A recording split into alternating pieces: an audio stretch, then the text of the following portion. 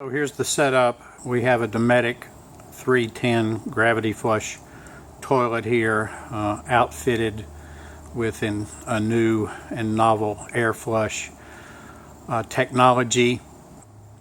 The 1.5 inch evacuation pipe is roughly 56 inches from the top of the table or the deck, and that's just going to empty into a catch basin.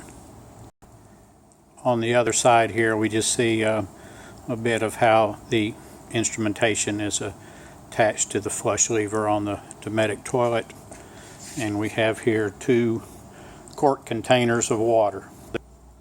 We'll start the process by adding approximately 1 quart of water to the toilet bowl, and then initiating the flush cycle.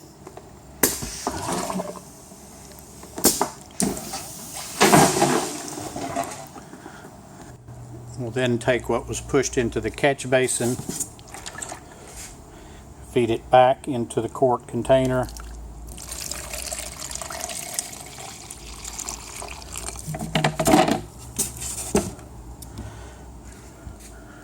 and you can see most of the flush water is recovered, minus a little bit that's left within the system that will flush out on the next flush.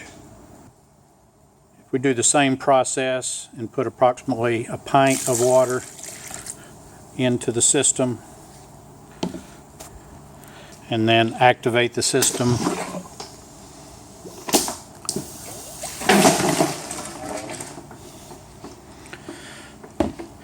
and then retrieve what is left or what pumped into the basin,